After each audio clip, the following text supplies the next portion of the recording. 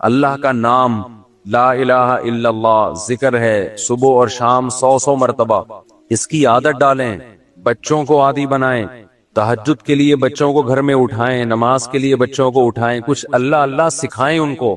اہل اللہ کے گھروں کا ماحول بڑا ہی پیارا ہوتا ہے۔ یہ جو قرآن میں آتا ہے ربنا ہب لنا من ازواجنا وذریاتنا قرۃ اعین وجعلنا للمتقین اماما، اے اللہ ہمیں ہماری بیویوں اور اولادوں کی طرف سے آنکھوں کی ٹھنڈک عطا فرما۔ یہاں آنکھوں کی ٹھنڈک کا کیا مطلب ہے؟ آنکھوں کی ٹھنڈک کا مطلب یہ ہے، الحمدللہ، آنکھوں کی ٹھنڈک کا مطلب یہ ہے کہ ان کو عبادت میں مشغول کر دے۔ آپ جب گھر میں آؤ، ایک منظر ہے، بیگم فلم دیکھ رہی ہے، بچے کیا دیکھ رہے ہیں؟ آ رہا ہے آج کل پب جی کا نام تھوڑا کم ہو گیا، پب جی کھیل رہے ہیں، اس سے آنکھیں ٹھنڈی نہیں ہوں گی۔ ابے کیا کر رہا ہے؟ ابے کبھی کتاب بھی لے کے بھی بیٹھ جایا کر، کہتے ہیں نا ماں باپ، ابے ہر وقت ڈرامے دیکھتا رہے گا۔ بیگم کو فیشن سے ہی فرصت نہیں مل رہی، شاپنگ سے ہی فرصت نہیں مل رہی۔ اور ایک ہے آپ جب گھر میں آؤ، بیگم صاحبہ نے اسکارف لیا ہوا ہو اور قرآن مجید ہاتھ میں ہو اور قرآن مجید کی تلاوت ہو رہی ہو، اور بچے بھی انسان کے بچے بنے ہوئے ہوں، بچیاں مصلے پہ کھڑی چھوٹی چھوٹی دعا مانگ رہی ہوتی ہیں، کتنی اچھی لگتی ہیں۔ اور آپ کے بیٹے بھی کیا کر رہے ہوں؟ نماز میں لگے ہوئے ہوں، یا کوئی تلاوت کر رہا ہو، کوئی دعا مانگ رہا ہو، تو بتاؤ آنکھیں ٹھنڈی ہوں گی کہ نہیں ہوں گی؟ آج کل یہ آنکھیں ٹھنڈی ہونا یہ جب ہے جب آپ خود بھی یہ کرو گھر میں۔ تو جو کنوارے ہیں وہ ابھی سے نیت کریں، دیندار لڑکی سے نکاح کرنا ہے، اور شادی کے بعد گھر کا ماحول یہ بنانا ہے۔ اور جن کے ماحول بگڑ چکے ہیں، اب ایک دم سے تھوڑی بن جائے گا۔ گھر جا رہو ارتغل چل رہا ہے، ڈرامے چل رہے ہیں، فلمیں چل رہی ہیں، گھر جاتے ہی آپ نے کہا بیگم ہاتھ میں قرآن، اب مشکل ہے۔ وہ میں ایک لطیفہ سناتا ہوں نا، 2 بھائیوں کی شادی ہوئی ایک ہی دن میں، 6 مہینے گزر گئے، ایک کی بیوی بہت کنٹرول میں تھی، بڑی فرما بردار، دوسرے کی کنٹرول سے باہر۔ اس نے اس سے پوچھا ابے تو نے کیسے کنٹرول کیا ہوا ہے؟ اس نے کہا ہم تو شروع میں ہی آئے تو ایسے چنگیز خان بن کے آئے تھے، گلاس سامنے آیا اٹھا کے لات ماری توڑ دیا اس کو، ابھی کدھر سامنے رکھا، اسٹائل ہی یہی تھا۔ بلی نے تھوڑا شور مچایا، گردن مار کے پھینک دی، بہت شور کر رہی ہے، یوں گردن کمائی، تو اس کا روب بیٹھ گیا۔ اب کہہ رہا ہے اب یہ سب تکلفات کی ضرورت نہیں، اب روب بیٹھ گیا۔ اس نے کہا چلو یار ہم بھی کرتے ہیں یار۔ آیا گلاس پڑا ہوا تھا، لات ماری، بیگم نے کہا اب نہیں، پہلے کرنے کی چیزیں تھی یہ، ٹھیک ہے نا، ابھی جو تمہاری اوقات ہے 6 مہینے میں مجھے وہ سمجھ میں آ گئی۔ تو اب جا کے آپ بہت اچھی نصیحتیں شروع کر دو گے، بیگم آنکھوں کی ٹھنڈک اس میں ہے، تم قرآن لے کے بیٹھا کرو، اور بچے ہمارے دعائیں مانگا کریں، گھر میں یہ ٹی وی ڈرامے بند ہو جائیں۔ تو بیگم کہے گی لگ رہا ہے ابھی تازہ تازہ کوئی بیان سن کے آیا ہے، ہمیں پتہ ہے تو کتنے پانی میں، تو ایک دم سے نہیں ہو جاتا، لیکن یہ کرنا پڑے گا آپ کو، ورنہ نسلیں تباہ ہوں گی، بڑھاپا برباد ہوگا، آپ کا اپنا بڑھاپا برباد ہوگا۔ بچوں کو جس سمت میں لگایا ہوا ہے نا، اس سے بچے بڑھاپے میں بھی آپ کے نہیں ہیں۔ ان کو ابا ٹینشن، اب ڈرامہ دیکھ رہا ابا کھانس رہے ہیں تو اس کو تو غصہ نہیں آئے گا یار یہ کیا مسئلہ ہے؟ انگریز نے اولڈ ہاؤس بنائے ہوئے ہیں یار، بہترین کام کیا ہوا ہے، ابا ہمیں جراثیم پھیلا رہے ہیں ہمارے گھر میں، تو یہ سوچ ہوگی اس کی، کیونکہ یہ فلمیں ڈرامے ڈپریشن بڑھاتے ہیں۔ ہمیں وہ کام کرنے جو برداشت بڑھائے ہمارے اندر، اس سے سکون ملے گا۔ سکون اس سے دیکھو، بعض نفسیاتی ڈاکٹر بولتے ہیں کہ غصہ برداشت نہیں کرنا چاہیے، اس سے ٹینشن ہوتی ہے، صحت خراب ہوتی ہے۔ جب انسان غصہ جاری کر دیتا ہے تو کیا ہو جاتا ہے؟ ریلیکس۔ شریعت اس کی اپوزٹ لے کے جاتی ہے آپ کو، اسلام کہتا ہے غصہ برداشت کرو، اہل جنت کی صفات غصہ جاری کرنا ہے، برداشت کرنا ہے، برداشت کرنا ہے۔ سوال پیدا ہو اسلام وہ کام کیسے کہہ سکتا ہے جس سے صحت خراب ہو رہی ہے آپ کی؟ غصے کی کڑوے گھونٹ پیتے ہو، برداشت کرتا ہے نا آدمی، ڈپریشن میں آتا ہے، ٹینشن میں آتا ہے، جاری کر دو تو ٹینشن کیا ہے؟ غصہ آیا پڑاخ سے ایک اگلے کو لگا دیا، وہ ٹینشن پارسل ہو گئی، وہاں پہ آپ سکون میں آ گئے۔ بھائی یہ بھی ٹینشن ختم کرنے کا عارضی طریقہ ہے۔ جو لوگ غصہ جاری کرتے ہیں، آہستہ آہستہ غصہ برداشت کرنے کی طاقت ختم، ان کو پھر غصہ بھی بار بار آتا ہے، یہ بھی نشہ ہے۔ شریعت نے کہا برداشت کر لو، یہ جو نقصان ہے تھوڑا ہے، جب بار بار برداشت کرو گے تو برداشت کرنے کی پاور بڑھ جائے گی، پھر برداشت کرنے میں وہ ٹینشن نہیں ہوگی جو ابھی ہو رہی ہے، پھر غصہ آنا ختم ہو جائے گا، کم ہو جائے گا غصہ آنا، دیر پا نتائج اچھے نکلیں گے۔ اور پھر جو غصہ آ کے جو اگلے کو لگا دیا آپ نے غصے میں ٹینشن ختم کرنے کے لیے، تو وہ بھی تو پارسل کرے گا اپنی ٹینشن، کیا خیال ہے؟ اس کے بھی تو سائیڈ افیکٹ ہے نا بہت زیادہ، وہ ٹینشن آپ کو پارسل کرے گا۔ پارسل کا خاص انتظام ہے ہمارے یہاں، ہر ہوٹل میں پارسل کا انتظام ہے، وہ تھوڑی سکون سے بیٹھے گا۔ تو عبادت کا ماحول بنائے گھروں کے اندر، عبادت کی عادت ڈالے گھروں کے اندر۔ اب ایک نسخہ بتاتا ہوں آپ کو، جن کی نہیں ہوئی ان کو تو میں نے بتا دیا کہ بھائی دیندار لڑکی سے شادی کرو جو پہلے ہی نماز روزے کی عادی ہو، اس سے نکاح کرو، اور پھر خود بھی اسی جیسے بن جاؤ. اور یہ چھوڑ دو یہ مستیاں وستیاں سینما گھروں کی اور ڈراموں کی. ان مستیوں میں سوائے میں نے بتایا نا گھر میں بے برکتی کے نحوست کے کچھ بھی نہیں آئے گا. اس کے سائیڈ ایفیکٹ بہت زیادہ ہیں. اب کیا کرنا ہے اس کے لیے تبلیغی جماعت بہترین راستہ ہے. اپنی بیگم کے ساتھ مستورات کے ساتھ تبلیغ میں وقت لگا لو, وہ انسان کا بچہ بنا کے بھیج دیں. 3 دن جب آپ اپنی بیگم کو لے کے جاؤ گے نا تبلیغ میں, مسلمان کا یہ ہنی مون ہے. یہ کیا ہے مسلمان کا ہنی مون؟ یہ والا جو ہنی مون ہے نا جو سوئٹزرلینڈ جا رہے ہیں, خرچہ بھی ٹھیک ٹھاک ہے, بیگم بگڑنے کا بھی بڑا خطرہ ہوتا ہے. میں نہیں کہہ رہا بگڑتی, بگڑنے کا خطرہ بہت ہوتا ہے. جب وہ وہاں جا کے دیکھے گی نا انگریز عورتیں لائف کو کیسے انجوائے کر رہی ہیں, کپڑے وپڑے کی کوئی پابندی ہے ہی نہیں, شادی غفار سے ہوئی تھی, اچھا وسیم لگا تو وسیم کے پاس چلی گئیں. تو جب یہ کلچر دیکھتی ہے تو مرد بھی بگڑتا ہے اور عورت بھی بگڑنے کا, سارے نہیں بگڑتے, خطرہ عورت ہے بگڑنے کا. مرد بھی کہے گا یار انگریز کو وہ والی اچھی لگی تو ادھر کو نکل لیا, وہ والی اچھی لگی ادھر کو نکل لیا, ہم اسی کو لے کے گھوم رہے ہیں یار, یہ کیا مزاج. سارے نہیں بگڑتے, کچھ بگڑنے کے خطرے ہوتے ہیں. تو گھر میں جب آپ ماحول بناؤ گے تو مسلمان کا سوئٹزرلینڈ کیا ہے, سوری مسلمان کا ہنی مون کیا ہے, عمرے پہ لے جاؤ بیگم کو, تبلیغ میں لے جاؤ بیگم کو. آپ دیکھو کیسا اچھا ماحول بنے گا گھر کا. میں نے تبلیغ والوں کے گھروں کا ماحول دیکھا ہے, جو تبلیغ کے بڑے لوگ ہیں, بزرگ لوگ ہیں. کبھی گئے نا جیسے بے تکلفی ہے کسی تبلیغ کے بڑے بزرگ سے, تو ان کی ذرہ نوازی گھر میں لے گئے, ان کے گھروں کا ماحول دیکھا, ماشاءاللہ بھائی جنت ہے. مستورات, نمازوں کی پابندی, ذکر اذکار کی پابندی, سسر کا ادب. آج کل تو بدتمیز بنایا جا رہا ہے بہوؤں کو, اس طرح کے ڈائلاگ, یہ ساس کی خدمت واجب نہیں, سسر کی خدمت واجب نہیں, کوئی رشتہ ہی نہیں ہے ساس سسر کا. رشتہ نہیں ہے تو مجھے بتاؤ داماد کے لیے ساس سے نکاح حرام کیوں ہے؟ حرام تو ماں سے نکاح ہوتا ہے نا, داماد ساس سے نکاح نہیں کر سکتا. تو رشتہ ہے تو اللہ نے کہہ دیا نا کہ ماں بن گئی ہے, تو بہو کے لیے بھی ساس ماں کی قائم مقام ہے. میں نہیں کہہ رہا بالکل ماں جیسی ہے, لیکن جب گھروں میں دین آئے گا, تمیز آئے گی, تو پھر بہویں یہ مسئلہ نہیں پوچھیں گی کہ ساس کی خدمت واجب ہے یا نہیں ہے. بہو کیا کہے گی, بھائی بڑوں کی خدمت سے کیا ملتا ہے؟ خدا ملتا ہے. تبلیغ میں تو یہی سکھایا جاتا ہے, خدمت سے کیا ملتا ہے؟ خدا ملتا ہے. بھائی میرے شوہر کی ماں ہے تو میرے لیے تو شوہر جنت, تو جو شوہر کی جنت ہے وہ میری بھی کیا ہے؟ جنت ہے.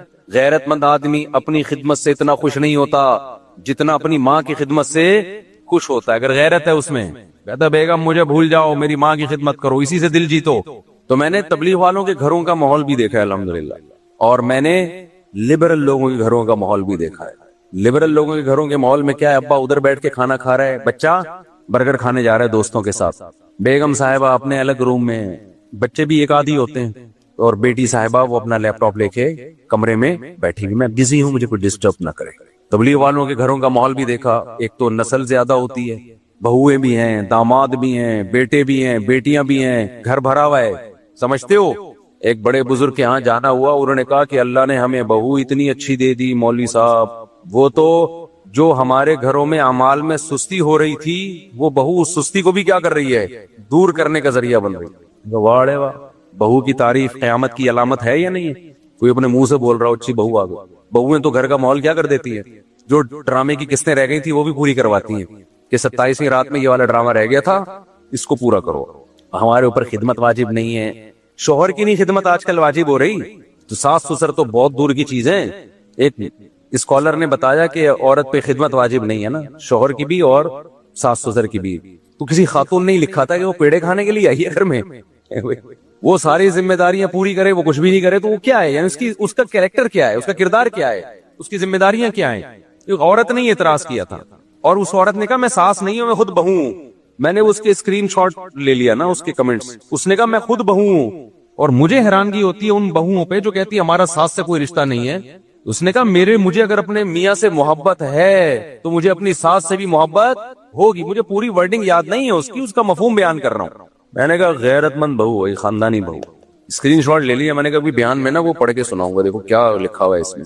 وہ اسکالر بتا رہا ہے کہ کوئی رشتہ وشتہ کچھ بھی نہیں, پہلے ہی سب ختم ہو گیا میرے بھائی. ہم انگریز بن چکے ہیں آدھے سے زیادہ, ریلیشن ختم. تو تھوڑا بہت ریلیشن رہ گیا ہے وہ بھی کیا کر دیا, برباد. تو اپنی مستورات کو نا گھر کی جب آپ تبلیغ میں نکالو گے تو تبلیغ میں ان کو اعمال کا ماحول ملتا ہے.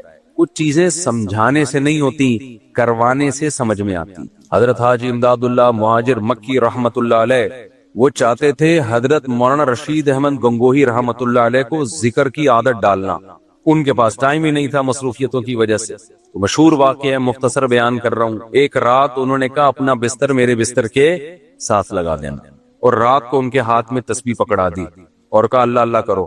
تو حضرت رشید احمد گنگوہی رحمت اللہ علیہ کہتے ہیں کہ میں نے جو اللہ اللہ کیا ایسا مزہ آیا، اس کے بعد بڑھاپے تک بھی وہ تسبیح نہیں چھوٹی۔ اور جب بہت بوڑھے ہو گئے تھے اور تسبیح وہ اتنی پرانی، کسی نے ایک نئی تسبیح لا کے دی اور کہا کہ حضرت اتنے پرانے دھاگے ہو گئے، دانے بھی گھس گئے ہیں اس کے، چھوڑ دیں اس کو، کوئی اچھی تسبیح رکھ لیں۔ انہوں نے فرمایا کہ اس تسبیح سے مجھے محبت ہو گئی ہے، اس نے مجھے اللہ اللہ کرنا سکھایا ہے، اب اس سے بھی مجھے محبت ہو گئی۔ انسان مسلسل جس جگہ نماز پڑھتا ہے اس جگہ سے انسان کو محبت۔ تو میرے بھائی کچھ تھوڑا سا اللہ اللہ کرنا بھی سیکھ لو، آج کل یہ بالکل ختم۔ تو تبلیغ میں وقت لگانے سے کیا ہوگا؟ بولو نا، 3 دن ہوگی بہت بوریت آپ کو جب آپ تبلیغ میں نکلیں گے، کیونکہ لوگ جاتے ہیں کہ شاید ایک انٹرٹینمنٹ، بھائی کچھ مزہ آئے گا، تو مزہ نہیں آتا، وہاں ٹینشن ہوتی ہے۔ مزے کے لیے کیا کوئی ڈرامہ لگائیں گے آپ کو وہاں جا کے؟ وہ ہے بھائی، کوئی فلم دکھائیں گے، کیا کریں گے؟ کوئی پروگرام ہوگا، کوئی سٹے وٹے کا دور چلے گا رات کے وقت میں، وہ معمولات کروائیں گے، بھائی صبح کی تسبیح، شام کی تسبیح ہے، پھر تعلیم ہے، پھر مذاکرہ ہے، بورنگ لائف۔ لیکن یہ بورنگ آپ کی زندگی کو ساری زندگی کے لیے انٹرٹین کرنے کا ذریعہ بن سکتی ہے۔ دیکھو نا، جنہوں نے لگائے پھر مزید لگا کے ابو ریون کے مقیمین بن گئے ہیں، وہ سارا دن اسی معمول میں۔ او بھائی آپ، یہ تو بڑی بورنگ لائف ہے۔ انہوں نے کہا ہم سے چھڑوا کے دکھاؤ یہ لائف، ہمیں اسی میں مزہ ہے۔ ہم نے تبلیغ کے بزرگوں میں ایسے ایسے واقعات سنے جو عینی شاہدین گھنٹوں گھنٹوں دعا مانگ رہے ہیں، دل نہیں بھر رہا۔ آج تھوڑی دیر میں دعا سے وحشت ہونا شروع ہو جاتی ہے کہ یار 2-4 چیزیں مانگ لی بس ختم ہے، اب کیا؟ مانگ بھی ایسے رہے ہوتے ہیں کہ دل نہیں لگ رہا ہوتا۔ جن کا دعاؤں میں دل لگ جاتا ہے نا، ہمارے شیخ حضرت مفتی رشید احمد صاحب رحمہ اللہ تعالی، ان کا ہر جمعے کو عصر کی نماز کے بعد بیان ہوتا تھا۔ اب ہوتا کیا، ہم جب پہلی مرتبہ گئے، ایک تو عصر سے مغرب کا ٹائم بہت تھوڑا ہے، لوگ آئے بہت دور دور سے۔ حضرت کا معمول تھا فرض نماز کے بعد عام طور پہ دعا نہیں مانگا کرتے تھے، اجتماعی دعا، انفرادی بھی نہیں، رات کے وقت آخری حصے میں اٹھ کے لمبی دعا مانگتے تھے۔ لیکن جمعے کے دن عصر کی نماز کے بعد دعا مانگتے تھے ہاتھ اٹھا کے۔ وہ بتاتے تھے یہ دعا بیان سے پہلے کی دعا ہے کہ اللہ میں جو لوگوں میں بات کروں گا تو مجھے وہ بات کہنے کی توفیق دے جس میں تیری رضا ہو۔ تو حضرت عصر کے بعد بیان سے پہلے دعا مانگنا شروع کرتے، اتنی لمبی، بعض دفعہ اکیلے دعا ہو جاتی، ہم کہتے بیان کا ٹائم تو رہا نہیں ہے۔ حضرت کو اس کی پرواہ نہیں ہوتی تھی، بیان پھر بہت مختصر ہو جاتا تھا، لیکن وہ جو مختصر ہوتا اسی نے لوگوں کی زندگیاں تبدیل کر دی، ایسی ایسی قربانیاں دی لوگوں نے۔ تو ہم نے ایک دفعہ پوچھا کہ آپ ہاتھ اٹھا کے جب دعا مانگتے ہیں تو مختصر کر لیا کریں۔ اچھا ویسے جب بھی حضرت سے کوئی آ کے کہتا نا کہ حضرت یہ دعا مانگ لیں میرے لیے، تو حضرت ہاتھ اٹھائے بغیر دعا مانگتے تھے کہ اللہ کرے آپ کی حاجت پوری ہو جائے، اللہ کرے ایسا ہو جائے، اللہ ہاتھ نہیں اٹھاتے تھے۔ تو ہم نے کہا حضرت ہاتھ اٹھا کے دعا مانگ لیا کریں آپ مختصر۔ تو حضرت نے فرمایا میں جب ہاتھ اٹھاتا ہوں تو پھر مجھ سے جلدی ہاتھ نیچے رکھے نہیں جاتے، سمجھ رہے ہیں؟ پھر نہیں دل چاہتا جواد اور کریم بادشاہ کے دربار میں ہاتھ اٹھائے، پھر تو ایسا مزہ آتا ہے، ایسا مزہ آتا ہے کہ مانگتے چلے جاؤ بھائی۔ آج دعاؤں میں طاقت ختم ہو گئی ہے، بس اجتماعی دعائیں چل رہی ہیں، امام مانگ رہا ہوتا ہے پیچھے ہول سیل کے حساب سے آمین، چلو غنیمت ہے وہ بھی۔ انفرادی دعائیں مانگنے کی عادت ڈالو، اللہ سے رشتہ بناؤ، ہاتھ اٹھا کے گڑ گڑانا سیکھو۔ لوگ کہتے ہیں یار ہمیں بوریت ہو رہی ہے، دل نہیں لگ رہا، تو میں نے بتایا نا جس کام میں دل نہیں لگ رہا وہی کرنا ہے، اس سے دل لگنا شروع ہو جائے گا۔ نہیں آ رہی میرا خیال ہے بات؟ آج سے عادت ڈالو لمبی دعائیں مانگنے کی، تنہائی میں، اکیلے میں۔ تنہائی کا موقع نہیں ہے، لوگوں کے سامنے مانگا کہ مطلب اجتماعی کی بات الگ ہے، اصل دعا میں کیا ہے؟ انفرادی۔ لوگ اجتماعی دعاؤں کو زیادہ اہمیت دیتے ہیں، اللہ کی نظر میں انفرادی دعا کی ویلیو اجتماعی دعا سے زیادہ ہے۔ کیوں؟ ادعوا ربکم تضرعا وخفیا، اللہ کہتے ہیں اپنے رب کو عاجزی کے ساتھ اور چپکے سے پکارو۔ تو گھروں میں عادت ڈالیں گے کہ نہیں ڈالیں گے دعاؤں کی اور نماز کی، عبادت کی؟ اس کا طریقہ میں نے بتایا کہ کیا طریقہ ہے۔ اب ایک دم نہیں پڑے گی عادت، پھڈا ہو جائے گا بیگم سے، بچوں سے پھڈا ہو جائے گا۔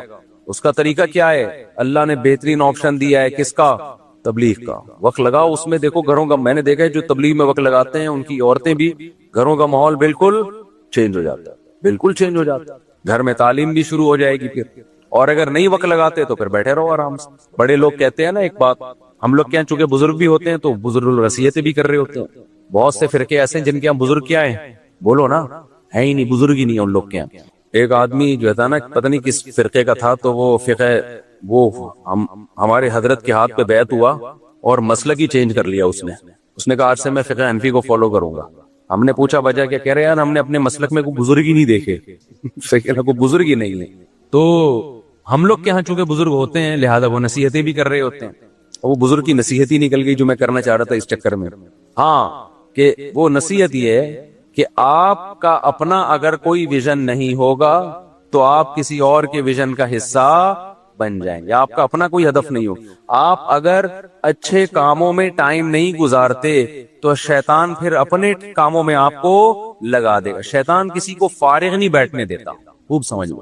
جب کوئی بزی ہوتا ہے نا کسی اچھے کام میں تو شیطان کی رسائی نہیں ہوتی وہاں تک. شیطان کہتا ہے یہ یہاں سے ہٹے گا تو میں اس کو بہکاؤں گا نا, آپ کا دماغ ادھر لگا ہوا ہے. تو شیطان کہتا ہے میں محنت کیسے کروں اس کے اوپر. دیکھو کمپنیاں جو اپنی پروڈکٹ بیچنے کے لیے آتی ہیں نا, فارغ آدمی کو سمجھاتی ہیں کہ سر یہ بہترین فون انگیج جائے گا, تو وہ نہیں کریں گے نا. جس نے فون اٹھا لیا اس کو وہ پیکج پہنانا شروع کر دیا, تو وہ بھی دیکھتے ہیں یہ فارغ بیٹھا ہوا ہے, چلو جی اپنی پروڈکٹ منجن جو بھی ہے اس کو لا کے پہنا دیں. جو مصروف ہوگا تو کہیں گے بھائی اس کو غصہ آئے گا اگر میں نے اس کو چھیڑا جا کے. تو شیطان بھی یہ کر رہا ہوتا ہے, جو مصروف آدمی ہوتا ہے شیطان کی اس تک رسائی مشکل سے ہوتی ہے, اور جو ویلے ہوتے ہیں نا, ویلے سمجھتے ہیں جو ہوتے ہیں آج کل, فارغ ہوتے ہیں, شیطان کہتا ہے تو فارغ بیٹھا ہوا ہے, چل میں تجھے اپنے کام میں لگاتا ہوں. نئی فلم آئی ہوئی ہے مارکیٹ میں, چل وہ چل کے دیکھتی جا.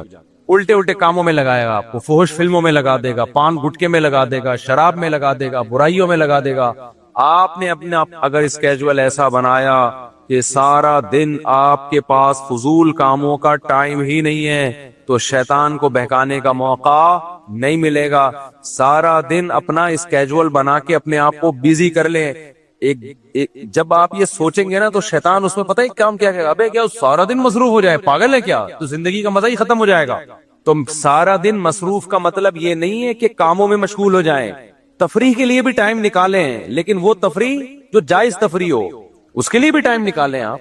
بلکہ شروع میں تو تفریح کا ٹائم زیادہ ہو, کاموں کا ٹائم بولو نا کم ہو. جو ویلے ہیں نا ایک دم سے ان پہ کام کا بوجھ ڈالا جائے گا تو مر جائیں گے ٹینشن سے. تو اپنے آپ کو عادی بنائیں, پہلے کم معمولات رکھیں صبح شام کے, کم معمولات, اور جو باقی فارغ دینا اس کو سوچیں کیا کرنا ہے, تو اس کو کسی جائز تفریح میں پہلے سے لگا دیں آپ. جائز تفریح کیا ہے بھائی, جاگنگ ہے, جم ہے, سوئمنگ ہے, جانور پالو ان پہ دل لگاؤ بہلاؤ ان میں, بچے پالو ان کو لے کے گھومو پھرو, نلی نہاری کھاؤ, جا کے تاریخ روڈ پہ نہاری کھانے نکل جاؤ, وہاں یار سنا ہے وہ نئی بریانی مارکیٹ میں آئی ہے, ذرا ٹرائی کر کے دیکھتے ہیں. یہ کیا کون سی تفریح, حیدرآباد کی مچھلی سنا ہے بڑی مشہور چل رہی ہے آج کل. اب لیکن یہ جب پیسے ہوں گے تو ہوگا نا, جب پیسے نہیں ہے تو کیا کریں پھر. پیسے نہیں ہیں تو وہ اور آسان ہے زندگی, جب جس کے پاس پیسے نہیں ہوتے زندگی اور کیا ہے, کیونکہ اس بات گناہ کے پیسے بھی نہیں ہوتے, پھر وہ گٹکے کے لیے ادھار مانگ رہا ہوتا ہے لوگوں سے. تو جو پیسے نہیں ہیں تو اور کسی چیز میں اپنے آپ کو, جاگنگ کے لیے پہ پیسے لگتے ہیں, سوئمنگ پہ لگتے ہیں پیسے ٹکٹ, لیکن جاگنگ پہ کوئی پیسہ بولو نہیں لگتا. جم کی فیس بھی آج کل بہت ہی بیچارے رو ہی رہے ہوتے ہیں جم والے کہ یار وہ بھی نہیں دے رہے ہوتے لوگ. جم میں ایڈمیشن کروا لو, فیس پی جاؤ, استغفر اللہ, یعنی فیس بعد میں دے دو.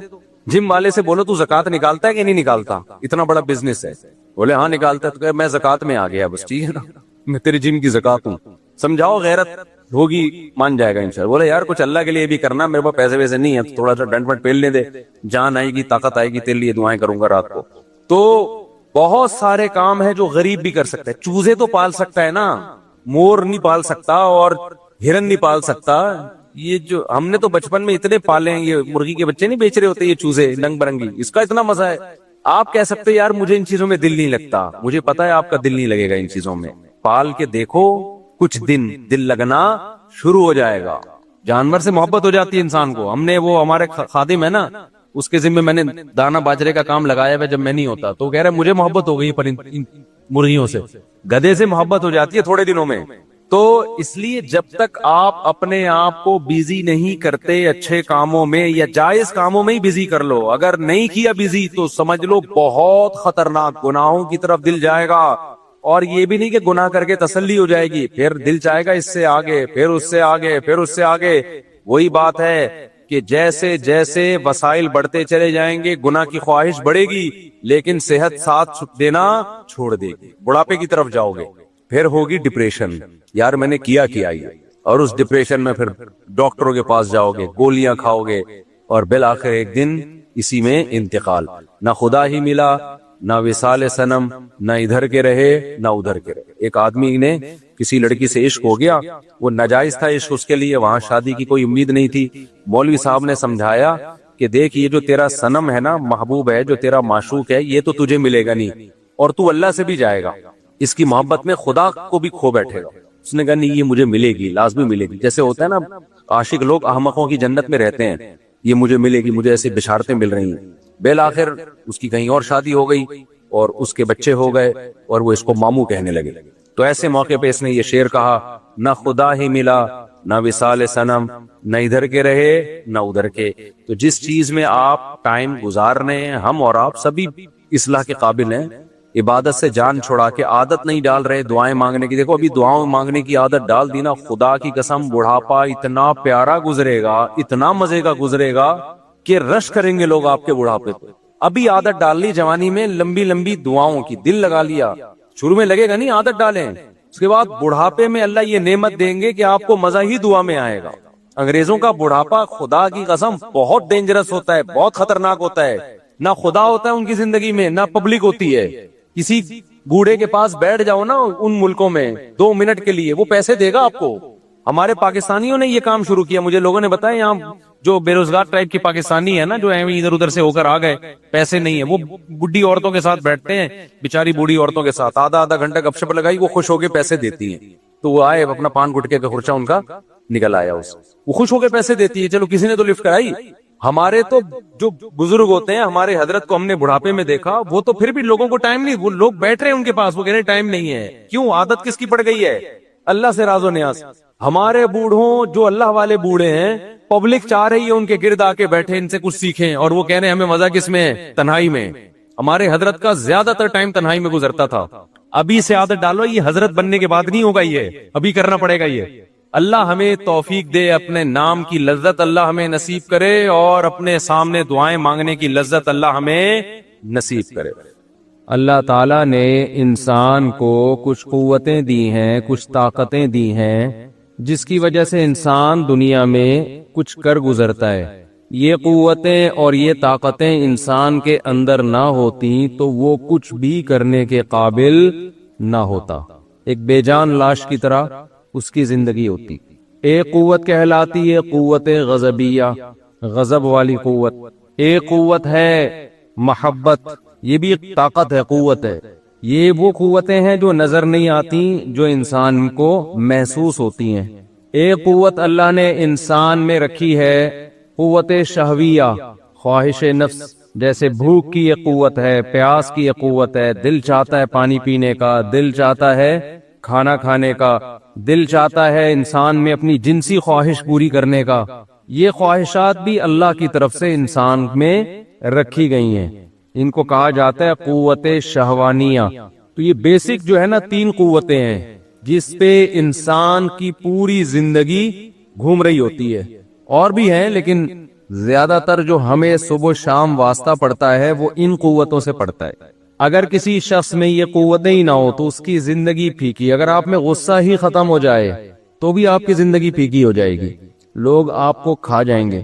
ہر شخص آپ کے حقوق کا جو خیال کرتا ہے وہ اس لیے کرتا ہے کہ اسے پتا ہے کہ اگر میں نے سامنے والے کے ساتھ ناانصافی کی تو ایک حد تک یہ برداشت کرے گا، اس کے بعد اس کو غصہ آنا شروع ہو جائے گا۔ تو غصے کے ڈر سے سامنے والا تھوڑا سا ریزرو رہتا ہے۔ نہیں آ رہی آواز بھائی صاحب کے تو کان میں آئی نہیں رہی ہے، نہیں آ رہی آواز لوگوں کو نا۔ یہ چھیڑا کس نے؟ مجھے پہلے یہ بتائیں نا، یہ تو اچھا بھلا چل رہا تھا نا۔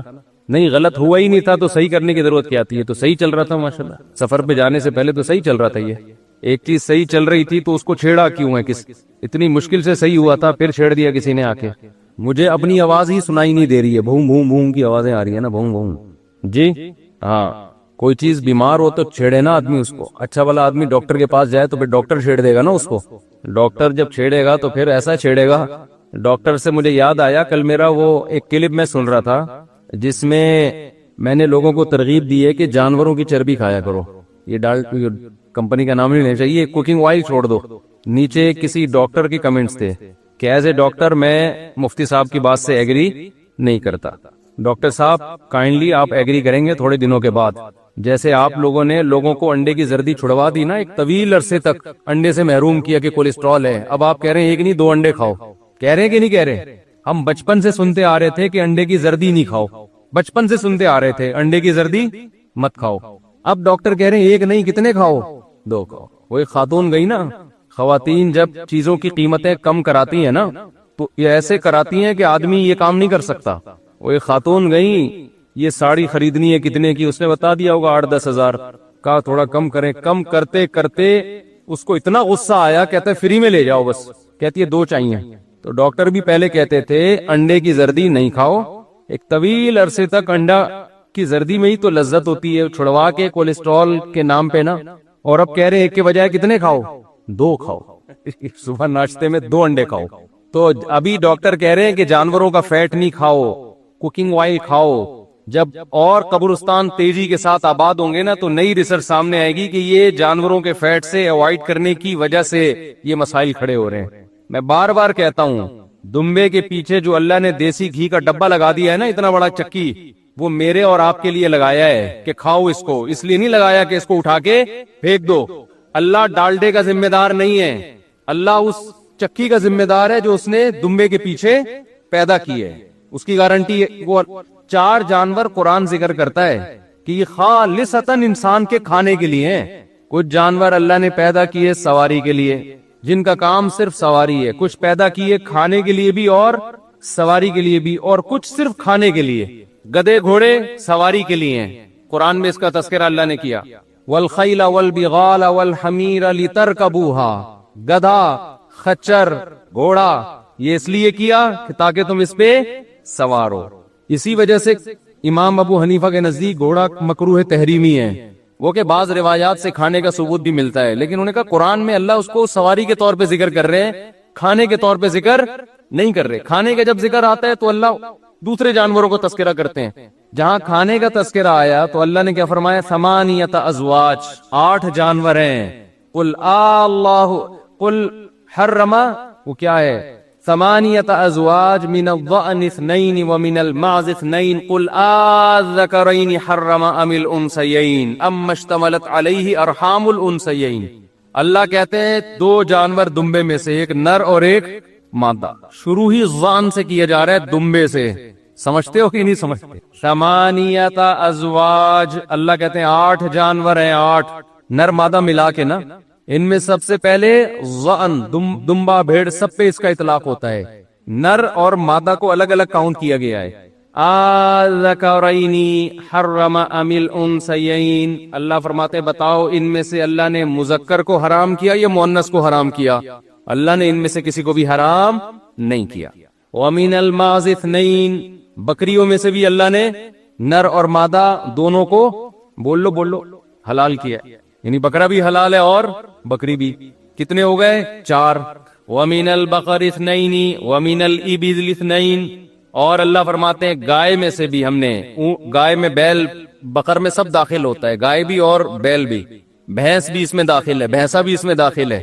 ان میں سے بھی نر مادہ دونوں کو اللہ نے حلال کیا. ومن الابل 2, اونٹ میں سے بھی اللہ نے نر مادہ دونوں کو حلال کیا. اور اللہ کہتے ہیں بتاؤ ان میں اللہ نے مذکر کو حرام کیا یا مؤنث کو؟ کیا مطلب؟ کسی کو بھی حرام نہیں کیا, تو تم کیسے حرام کر لیتے ہو اپنے اوپر؟ مشرکین حرام کر لیتے تھے نا اپنے اوپر. تو یہ تو اللہ نے انسان کے کھانے کے لیے, پورا کھانے کے لیے پیدا کیا ہے. آپ نے کیا کیا کہ جو اللہ نے کوکنگ آئل اس کے ساتھ لگایا ہوا ہے نا, دمبا لے کے گھوم رہا ہے اپنے, اتنی موٹی چکی لے کے بیچارہ ساری زندگی ٹینشن برداشت کرتا ہے, وہ سارا آدھا بوجھ تو اس کا اس چکی میں ہوتا ہے. ڈاکٹر صاحب کے مشورے پر آپ نے وہ چکی اٹھا کے پھینک دی اور دمبا پکایا کوکنگ آئل. دمبا پکایا کس میں؟ Cooking oil. تو ڈاکٹر صاحب سے میری کائنڈلی گزارش ہے کہ کائنڈلی آپ کی تحقیق اپنی جگہ ہوگی, میں آپ کو برا بھلا نہیں کہہ رہا, لیکن آپ جیسے انڈوں پہ آ گئے نا, آپ بعد میں آ جاؤ گی چربی پہ. نیچر سے مقابلہ نہیں کیا کرو, سمجھ رہے ہو؟ نیچر سے کبھی بھی مقابلہ مت کرو. جو چیزیں صدیوں سے انسان کھاتا آ رہا ہے, صدیوں سے, ہاں یہ ضرور ہے کہ ڈاکٹر صاحب کا یہ مشورہ ہم مانیں گے کہ بھائی کھا اسی طرح رہے ہو جیسے صدیوں پہلے کھاتے تھے، ورکنگ بالکل نہیں ہے آپ کی، ورک آؤٹ نہیں کر رہے، تو ورک آؤٹ کو آپ یقیناً فوکس کریں. بھائی چربی کھا رہا ہے اور کام چربی والے نہیں کر رہا، پھر تو میرا خیال ہے وہ تو گھاس کھا کے بھی مرے گا، چربی کھا کے جلدی مر جائے گا، گھاس کھا کے تھوڑا دیر سے مرے گا. تو ہم دونوں کاموں کا آپ کو کہتے ہیں کہ چربی بھی کھاؤ اور کام بھی کون سے کرو، وہ کام کرو جو چربی خوروں پہ، گوشت خوروں پہ سوٹ کرتے ہیں. پیدل چلو، بھاگو دوڑو، سارا دن کمپیوٹر پہ بیٹھے ہو تو پھر دمبا کھانے کی دیکھنے کی بھی اجازت نہیں ہے آپ کو، پھر دمبے کی طرف دیکھو گے بھی تو ہارٹ اٹیک سے مرو گے. خیر کہاں سے کہاں بات چلی گئی. یہ بھی اعتدال کی بات ہے. دیکھو جو میں بیان کر رہا ہوں نا قرآن کی آیت پر، صحت کے بارے میں بھی اسلام نے کیا بتایا ہے؟ اعتدال. تو اعتدال وہ نہیں ہے جو ڈاکٹر کہہ رہے ہیں، ماہر ڈاکٹر تو وہی کہیں گے جو میں کہہ رہا ہوں. اعتدال وہ ہے جو اسلام کہہ رہا ہے. میں آپ کو یقین سے حلفیہ کہہ سکتا ہوں، اللہ کی قسم، اسلام نے جو صحت کے اصول بتائے ہیں، گھوم پھر کے آنا آپ نے ادھر ہی ہے. بہت چیزیں ہم نے اپنی زندگی میں دیکھ لی ہیں الٹتے پلٹتے ڈاکٹروں کو. مجھے میڈیکل سائنس کا نا بچپن سے تھوڑا ذوق تھا. کوئی حکیم کو میں نہیں چھوڑتا تھا اس سے معلومات لینے، کوئی ڈاکٹر ملتا تھا اس سے معلومات لیتا تھا، کوئی ہومیوپیتھک ڈاکٹر. میرا بعض لوگوں چیزوں کا مزاج ہوتا ہے نا انسان کا. کتنی باتیں ایسی تھیں، میڈیکل سائنس ایک طرف تھی، اسلام دوسری طرف تھا. ڈاکٹر ادھر ہی آئے جہاں کون ہے؟ اسلام ہے. گھوم پھر کے آنا ادھر ہی ہے. تو 90% چیزوں میں آ گئے ہیں، 10% رہ گئی ہے، اس میں بھی انشاءاللہ آ جائیں گے. سمجھتے ہوئے نہیں سمجھتے؟ تو ہر چیز میں اعتدال ہے. تو میں بات چل رہا تھا، پھر یہ صحت پہ وقت ملا تو انشاءاللہ آخر میں بات کریں گے. اس پہ کئی دفعہ میں بات کر چکا ہوں، یہاں بھی بہت سارے معاملات گڑبڑ ہو رہے ہیں آج کل. تو لوگ صحت میں اسٹریس میں اتنے جا رہے ہیں نا، کلپ دیکھ دیکھ کے یوٹیوب پہ آدمی پاگل ہو رہا ہے. اتنے یہ کھاؤ گے نہیں کھاؤ، اتنا زیادہ اس کو وہ بنا دیا ہے. جیسے کورونا میں بہت سے کورونا سے مرے، بہت سے کورونا کی ٹینشن سے مرے تھے. کورونا میں ہم نے بھی احتیاط کا حکم دیا، لیکن اس احتیاط میں بھی اعتدال ضروری ہے. اسلام نے یہ تو نہیں کہا نا کہ آپ بالکل ہی ایسے وہمی بن جاؤ چائنا والوں کی طرح کہ بیوی کو کورونا ہوا تو میاں ہی مارکیٹ سے شارٹ ہو گیا. چائنا میں جو کووڈ پھیلا ہے نا، تو بیوی کو کورونا ہوا، شوہر گھر سے غائب. یہ نہیں، یہ اتنی احتیاط کے ہم قائل نہیں ہیں. ماسک پہن لیا، تھوڑا ہینڈ شیک کرنے میں کوئی احتیاط کر لی، کیونکہ کوئی فرض واجب تو ہے نہیں. لیکن یار بیوی کو کورونا ہوا، شوہر مارکیٹ سے شارٹ، شوہر کو کورونا ہوا، بیوی مارکیٹ سے شارٹ، یہ تھوڑی ہوتا ہے. ہو گیا تو ہو گیا، برداشت کرو. اچھا تو سب سے پہلی جو انسان کی قوت ہے نا، وہ ہے قوت غضبیہ. پہلی تو نہیں ہے، لیکن میں نے اس کو پہلا نمبر دیا اہمیت کی وجہ سے. قوت غضبیہ اگر بالکل ختم ہو جائے تو انسان کسی کام کا نہیں رہتا. سوسائٹی اور معاشرہ اسے کچا چبا کے کھا جاتا ہے. آپ کا بیوی پہ روب ہونے کے لیے تھوڑا سا آپ کے اندر غصے کا ہونا، بولو، ضروری. آپ بیوی کے حقوق ادا کریں گے، اس کے لیے ضروری ہے کہ سالوں کا تھوڑا سا آپ کے اوپر، بولو نا، روب ہو.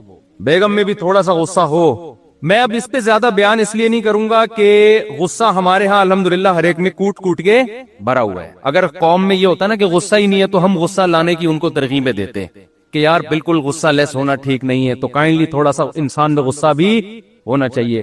تو وہ یہ والی صفت ایسا نہیں ہے کہ بے اعتدالی ہو اس میں، بلکہ غصہ اعتدال سے بڑا ہوا ہے. سمجھ رہے ہیں کہ نہیں سمجھ رہے؟ بعض صفات ایسی ہوتی نہیں ہے نا تو پیدا کرنی پڑتی ہے نا.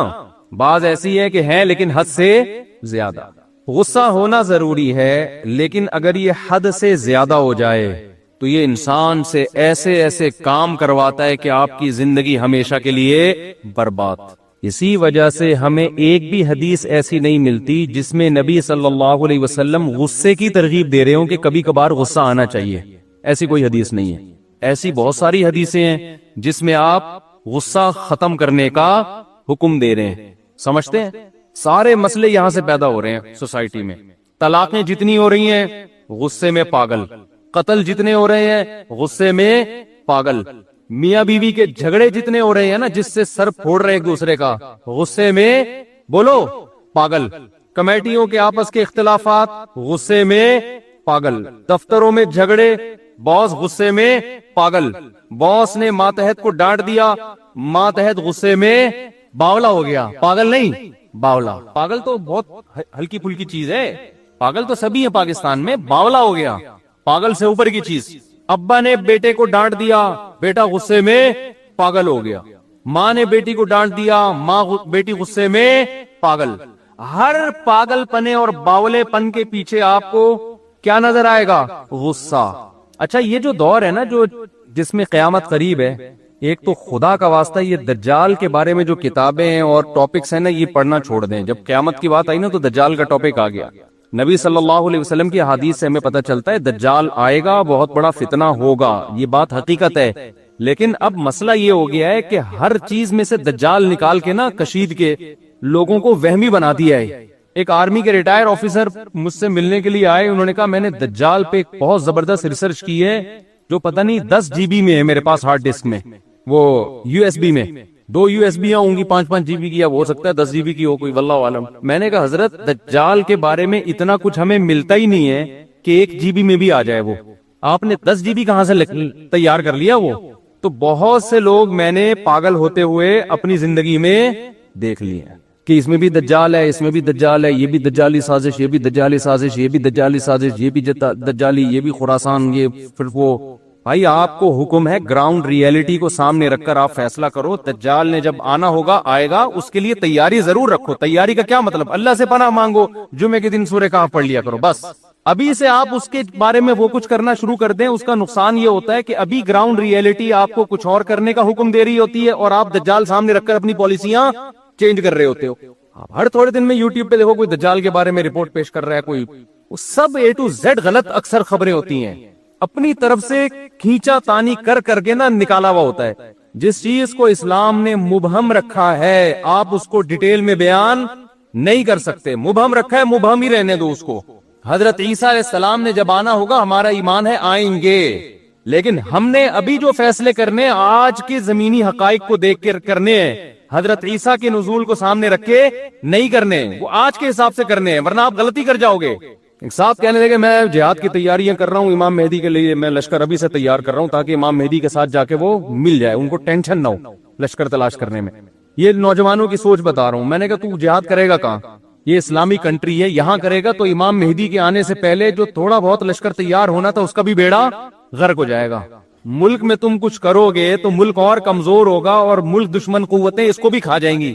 کہہ رہے یہی تو پرابلم ہے مفتیوں میں، علماء میں، نہ خود کچھ کرتے ہیں نہ دوسروں کو کرنے دیتے ہیں. ہم آپ کو ایسا نہیں کرنے دیں گے جس سے جو تھوڑی بہت رہی صحیح اسلام کی رمق باقی ہے اس کا بھی ستیہ ناس ہو جائے. آپ کا جذبہ تھا 4 شادیوں کا، منگیتر کو پہلے بتا دیا میں 4 کروں گا، تو ایک ہوگی آپ کی؟ بولو نا، ایک بھی نہیں ہوگی. پھر گھر میں جو بھی رشتے والے آ رہے ہیں نا آپ نے جلی حروف میں پہلے سے لکھوا دیا کہ چونکہ میں نے 4 کرنی ہے تو 4 کی تیاری میری پہلے سے ہے. یہ لو بھائی آئی ول ڈو 4 میرج، کچھ بھی انگلش میں فارسی میں پشتو میں لگا دیا آپ نے. اس کا نتیجہ نکلے گا 4 تو دور کی بات ایک بھی نہیں ہوگا. یہی ہو رہا ہے کہ اس طریقے سے ملک کے اندر اس طرح کی باتیں کرنا. خلیفہ کوئی ہر تھوڑے دن میں کوئی خلیفہ آیا ہوا ہوتا ہے مارکیٹ میں کہ اس کے ہاتھ میں بیعت ہو کے ہم خلافت نافذ کریں گے. خلافت تو سوال ہی پیدا نہیں ہوتا اس طریقے سے نافذ ہو جائے. جو رہی صحیح ٹوٹی پھوٹی خلافتیں کچھ بچی ہوئی ہیں ان کی بھی ایسی کی تیسی ہو جائے گی. آپ دیکھو پہلے بنو امیہ کی حکومت کا خاتمہ ہوا، بڑی زبردست حکومت تھی، بڑی زبردست خلافت تھی. ٹھیک ہے ان کے مظالم بھی تھے، ہم ان مظالم میں ان کو اچھا نہیں کہتے، لیکن اوور آل اسلام کو فائدہ ہو رہا تھا. بنو امیہ کے دور میں بڑے بڑے محدثین پیدا ہوئے، بنو امیہ کے دور میں بڑے بڑے فقہا پیدا ہوئے، بنو امیہ کے دور میں بڑے بڑے مجاہدین پیدا ہوئے جنہوں نے سندھ فتح کیا، کابل فتح ہوا، لاکھوں مربع میل اسلام کی ایک ریاست قائم ہوئی. اس دور میں جتنا علمی کام ہوا ہے آپ تصور نہیں کر سکتے. ٹھیک ہے بادشاہوں میں شر بھی ہوتا ہے، خیر بھی ہوتی ہے، لیکن سنجیدہ علماء نے منع کیا اس حکومت کے خلاف بغاوت مت کرو، کیونکہ نبی صلی اللہ علیہ وسلم نے فرمایا کہ جب مسلمانوں کا کوئی خلیفہ ہو، بادشاہ ہو، چاہے وہ جبرن آئے، چاہے وہ تلوار کی بیس پہ مسلط ہو جائے، صحیح مسلم کی حدیث آپ نے فرمایا اس کے مقابلے میں جو بھی کھڑا ہو اس کو قتل کر دو، کائن من کان، جیسا مرضی ہو، وہ جتنا ہی نیک ہو، جتنا ہی پرہیزگار ہو. کیونکہ بادشاہ لوگ حکومتیں 100% درست کہیں بھی نہیں ہوتی. اوور آل اجتماعیت دیکھی جاتی ہے کہ اجتماعیت مسلمانوں کی قائم ہے. جب بنو امیہ کی حکومت تھی اس وقت کسی اسلام دشمن قوت کی مجال نہیں تھی کہ سر اٹھا کے ہماری طرف دیکھ سکے. ان کو پتا تھا یہ جیسے مرضی ہیں ہمارے خلاف متحد ہو جائیں گے. سمجھ میں آ رہی ہے بات کہ نہیں آ رہی ہے؟ لیکن وہی ہوا کہ نہیں جی اس نے یہ ظلم کیا، اس نے یہ ظلم کیا، بغاوت ہونی چاہیے. جب بغاوت ہوئی ہے اور اس زمانے کے بہترین لوگوں نے بغاوت کی تھی، وہ بغاوت ناکام ہوئی اور حجاج نے پھر جو قتل و غارت کا سلسلہ شروع کیا بغاوتوں کو کچلنے کے لیے، اس میں بڑے بڑے محدثین، صحابہ، تابعین شہید کر دیے گئے۔ حجاج نے غلط کیا، ہم حجاج کی حمایت نہیں کرتے، لیکن جنہوں نے حجاج کے خلاف مسلح بغاوت کی تھی ان کا بھی غلط ہونا ثابت ہو گیا کہ انہوں نے بغاوت کر کے اچھا بولو نہیں کیا، برداشت کرتے، اس میں اجتماعیت تھی۔ تو مسلمانوں کی جو فوجیں آگے بڑھتی چلی جا رہی تھی، نہ ختم ہونے والا سلسلہ، وہ بالآخر کیا ہوا؟ رک گیا۔ تو تاریخ سے جو سبق حاصل نہیں کرتا وہ ان غلطیوں کو بار بار دہراتا ہے جن غلطیوں کی وجہ سے اس کو نقصان۔ کچھ عادی بنائیں، ہم یہ نہیں کہہ رہے کہ ہمارے اسلاف جیسے پوری پوری رات عبادتیں کیا کرتے تھے ایسے ہی کریں، کچھ تو عادی بنائیں اپنے آپ کو اللہ کے سامنے رونے ہونے کا، کچھ تو اللہ کا نام لینے کا اپنے زبان کو عادی بنائیں۔ جو تبلیغ والے تسبیحات بیان کرتے ہیں جو صحیح احادیث سے ثابت ہے کہ 100 مرتبہ صبح لا الہ الا اللہ وحدہ لا شریک لہ لہ الملک ولہ الحمد وہو علی کل شیء قدیر، اور بعض روایت میں یحیی و یمیت وہو حی لا یموت۔ یہ حدیث میں تبلیغ والے تو تیسرا کلمہ بتاتے ہیں، یہ کلمات حدیث میں آتے ہیں۔ آپ صلی اللہ علیہ وسلم نے ارشاد فرمایا جس نے 100 دفعہ یہ کلمہ پڑھا اس سے زیادہ نیکیاں پورے دن میں کوئی شخص نہیں کما سکتا سوائے اس کے جو اس سے بھی زیادہ مرتبہ پڑھے۔ تو ذکر سے محبت پیدا کریں۔ آج ذکر کی لذت نہیں ہے، بس ایویں ہی بیٹھ کے وہ ٹی وی بھی دیکھ رہے ہیں، فلم بھی دیکھ رہے ہیں اور تسبیح چل رہی۔ کیسے پیارے کلمات ہیں، کیسا مزہ آتا ہے ان کلمات پڑھنے میں۔ لا الہ الا اللہ، کوئی عبادت کے لائق نہیں سوائے اللہ کی۔ کتنا اللہ تعالیٰ خوش ہوتا ہے کہ جب ساری دنیا مجھے بھول گئی ہے، ہر وقت دولت کی باتیں، پیسے کی باتیں، مکان کی باتیں، پلاٹ کی باتیں، اس سے اتنے پیسے لینے، اس کو اتنے پیسے دینے، وہ کاروبار بند ہو گیا، اس کو کھولنا ہے، یہ کرنا ہے، وہ کرنا ہے، ہر وقت 24 گھنٹے۔ جس نے پیدا کیا، جس کے پاس لوٹ کر جانا ہے، سب چیزیں چھوڑنی ہے یہاں پہ، یہ بیوی بچے بھی چھوڑنے ہیں، یہی قبر میں اتاریں گے۔ جو آج کہہ رہے ہیں نا وہ رہ نہیں سکتے آپ کے بغیر، اور یہی اتار کے آئیں گے قبر میں۔ اور اگر کورونا سے مر گئے نا، اللہ بچائے، تو قبر میں بھی نہیں جائیں گے، بولیں گے یہ تو مر گیا، ہمیں نہ مار دے کہیں۔ دور دور سے دیکھ نہیں رہے کیسے جنازے ہو رہے ہیں۔ یہ تو انسان کی محبت ہے، یہ تو اوقات ہے انسان کی۔ تو جس کے پاس لوٹ کر جانا ہے اور جس نے بنایا ہے، هو اعلم بكم اذ انتم اجنة في بطون امهاتكم، اللہ فرماتے ہیں جب تم ماں کے پیٹ میں تیار ہو رہے تھے نا، وہ رب تمہیں اس وقت سے جانتا ہے۔ اس وقت تو والدین بھی انسان کو نہیں جانتے۔ کتنا قریبی تعلق، ہر ایک کا تذکرہ زبان سے کرے گا نہیں کرے گا، جو سب سے زیادہ قریب ہے اس کا تذکرہ نہیں کرے گا۔ اور اگر اللہ کا ذکر کرے گا بھی تو کسی نے کوئی وظیفہ بتایا ہوگا جن بھگانے کے لیے، دکان کھلوانے کے لیے، کاروبار کھلوانے کے لیے، بچے کی شادی نہیں ہو رہی، اپنی نہیں ہو رہی ہے تو پچھتا رہا ہے، اس کو بھگانے کے لیے، ہو گئی ہے تو بچے نہیں پیدا ہو رہے، ہو گئے تو وہ چترول لگا رہے ہیں ان کو سیدھا کرنے کے لیے، اللہ کو خوش کرنے کے لیے، اللہ کی محبت میں اللہ کا نام لذت سے لینے کے لیے کہ مجھے بس اس سے محبت ہے، اس کا نام لینے میں مجھے مزہ آتا ہے، اس نیت سے ذکر کرنے والے مارکیٹ میں بہت شارٹ ملیں گے آپ کو، بہت کم لوگ ملیں گے۔ کوئی بیٹھا ہو نا صبح اللہ اللہ کر رہا ہو، کیوں کر رہے ہو؟ وہ جی فلاں پیر صاحب نے بتایا تھا، وہ فلاں پیر صاحب نے کہا تھا یہ کرو گے تو یہ والا کام ہو جائے گا۔ تو بھائی اللہ نے پیدا کیا ہے، جیسے دنیا کا تذکرہ کرتے ہو بغیر ضرورت کے کرتے ہو نا۔ خواتین جب آپس میں ملتی ہیں دوسرے کا لباس دیکھتی ہیں، بہن کہاں سے خریدا، کتنے کا خریدا، ضرورت ہوتی ہے، حالانکہ جیب میں ایک پیسہ بھی نہیں ہوتا خریدنے کا، لیکن محبت جس چیز سے ہوتی ہے اس کا تذکرہ کرنے میں انسان کو بولو نا بھائی مزہ آتا ہے۔ مرد جب آپس میں بیٹھتے ہیں تنخواہ پوچھ رہے ہوتے ہیں کیسا چل رہا ہے بزنس، کیا ہو رہا ہے، کتنا پروفٹ ہوا، جس چیز سے محبت ہے انسان کو اس کا نام لینے میں مزہ آتا ہے۔ یہ مزہ اللہ کا نام لینے میں بھی پیدا کر لیا جائے اپنے دل میں تو وہی کیفیت ہوگی کہ دم رکا سمجھو اگر دم بھر بھی ساغر رکا۔ میرا دور زندگی ہے یہ جو دور جام ہے۔ حضرت فرمایا کرتے تھے، ہمارے حضرت جب بیان کرتے نا اور اللہ کی محبت میں کبھی کوئی شعر سنا دیا تو پورا موضوع ان کا چینج ہو جاتا تھا۔ جیسے میں شادیوں پہ آتا ہوں نا اگر، تو پورا موضوع میرا کیا ہو جاتا ہے، अरे जहन्नम की बात चल रही हो, वहां की होलनाकियां चल रही हो, सांप बिच्छू, और किसी ने शादी की बात कर ली तो हमारा पूरा टॉपिक चेंज हो जाता है ना। तो हमारे हजरत का जब बयान होता था, कहीं से अल्लाह की मोहब्बत का कोई तस्करा आ गया, अल्लाह की नेमतों का, पूरा बयान चेंज। और फिर हजरत फरमाते थे कि कुछ ना, फिर ये शेर पढ़ते थे, कुछ ना रास्ते का पता हमको ना मंजिल की खबर, कुछ ना रास्ते का पता हमको ना मंजिल की खबर, जा रहे हैं जिस तरफ हमको लिए जाता है दिल। यानी हमें नहीं पता अब हमने कहाँ जाना, अब तो हमें दिल लेके जिधर जा रहे हैं हम वहां चल रहे हैं, दिल घसीट रहे हैं। तो अल्लाह की मोहब्बत में ये हाल कि अब दिल जहां लेके जाएगा वहां, तो दिल तो यही कह रहा था बस अल्लाह का तस्करा करो बैठ के।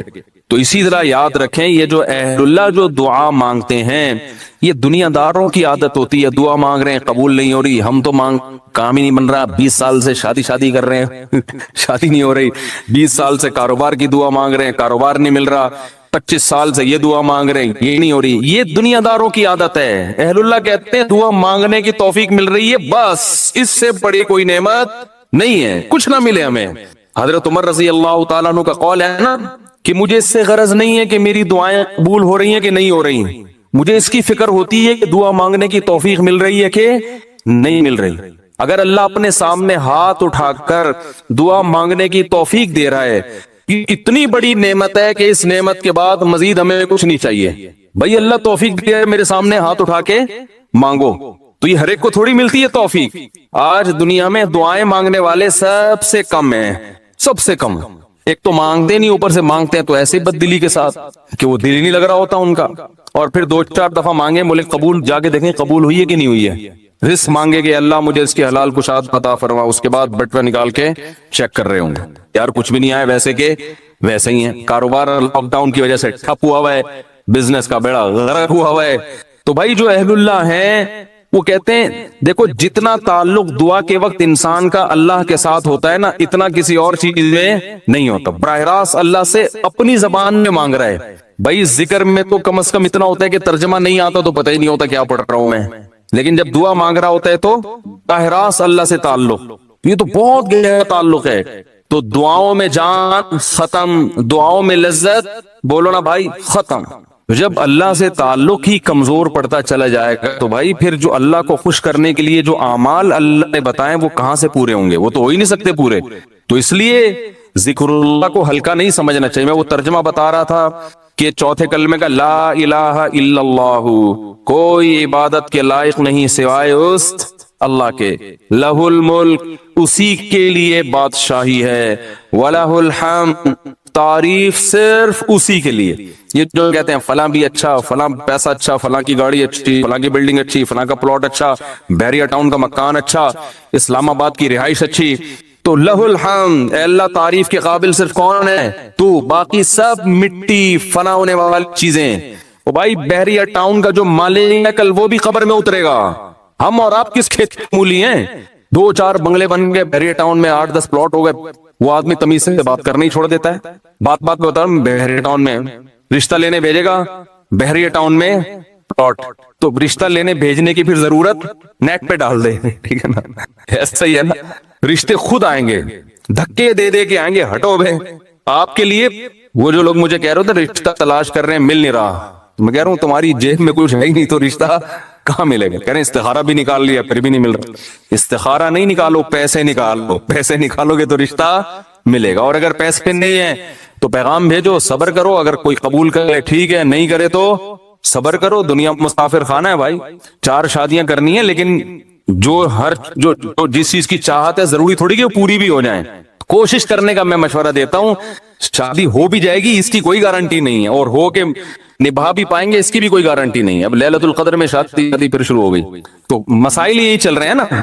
तो अल्लाह का वो क्या फरमाया कि लहुल मुल्क व लहुल हम्द, ए अल्लाह तेरे लिए ही बादशाही और उसी के लिए हम्द, युहयी व युमीत देता है। हयात भी हमारी मर्जी से नहीं, पानी में इंसान बना के माँ के पेट से बाहर निकाल देता है। ये जिंदगी है, हम अपनी मर्जी से बने हैं, और ऐसे तसर्रुफ जाने का इरादा होगा नहीं, लेकिन अल्लाह ले जाएगा। कैसी एड़ियां रगड़ो, ये जितने लोग दुनिया से गए हैं ये अपनी मर्जी से थोड़ी हैं, कैसे बड़े बड़े वडेरे होते हैं, कैसे बड़े बड़े पावरफुल ताकतवर लोग होते हैं, दुनिया उनके इशारों पे चलती है, लेकिन जब जाने का वक्त आता है पूरी एड़ी चोटी का जोर लगा लेते हैं, मगर मौत अपने शिकंजे गाड़ लेती है, छोड़ती नहीं है ना मौत। कैसे पटकती है मौत। अब ये जो कोरोना वायरस से इतने लोग मर गए, किसी को पता था कि मरेंगे?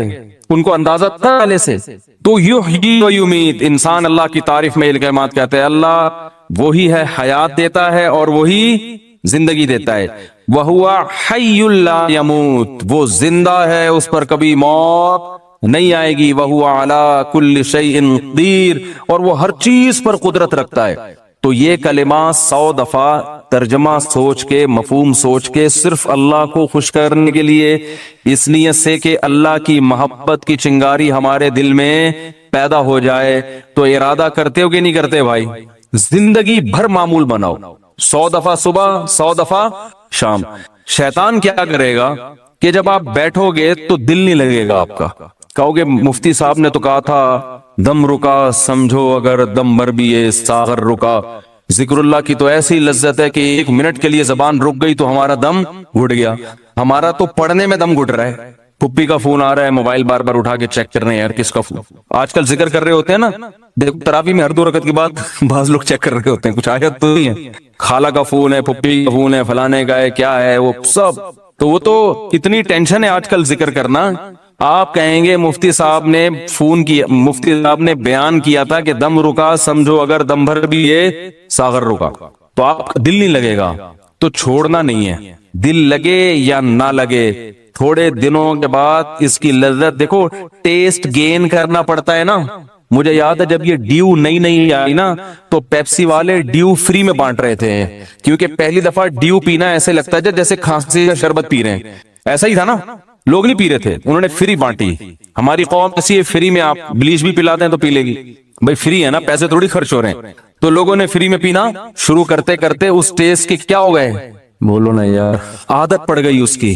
तो लत लगानी पड़ती है, टेस्ट गेन करना पड़ता है। अभी कभी अल्लाह का नाम लिया ही नहीं है जिंदगी भर, लिया भी है तो ऐसे ही कव्वाली में लिया है, कव्वालियों में ले रहे हैं अल्लाह का नाम। तमीज बैठ के अल्लाह का नाम लेना, इसका भी एक टेस्ट है, क्योंकि गलत चीजों का टेस्ट इतना ज्यादा। देखो जो डब्बे के दूध के आदी होते हैं ना बच्चे, उनको आप भैंस का खालिस दूध पिलाओ उल्टी कर देंगे वो, उनको उसमें से बदबू आ रही होती है।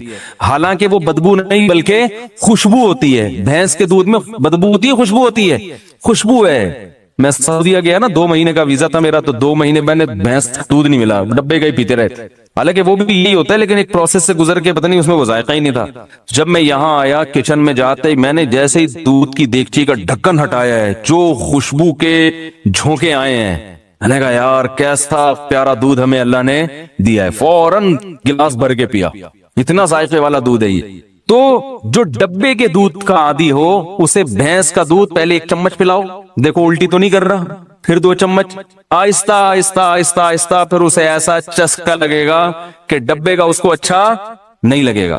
जिस बच्चे को देसी घी खाने की आदत नहीं है, तो उसे आहिस्ता आहिस्ता देसी घी चटाना पड़ता है। थोड़े दिनों में देसी घी की लज्जत से मानूस हो जाएगा, फिर उसे ये दूसरा घी अच्छा नहीं लगेगा। अरब जैतून इतना खाते हैं, उन्हें जैतून न मिले तो मर जाएं। हमारे यहाँ जैतून किसी को खिलाओ, वो कहते ये क्या कड़वा। तो ऐसे ही याद रखो, इंसान अपनी जबान का जायका खराब कर देता है। तो अल्लाह का जिक्र करते करते करते करते क्या होगा, टेस्ट गेन हो जाएगा।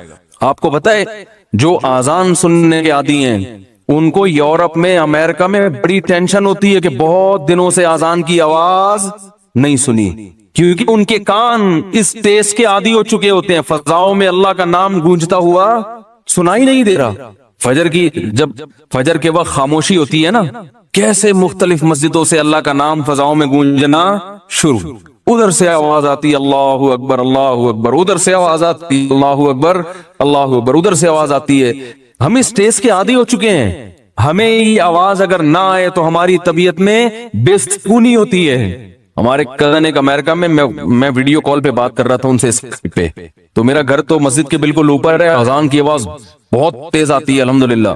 तो मैं जब बात कर रहा था, बात करते करते ईशा की अजान हो गई, तो वो अजान की आवाज उनको आई, कह रहे आज मैंने 10 سال کے بعد براہ راست آزان کی آواز سنیے، ان کو سکون مل رہا تھا۔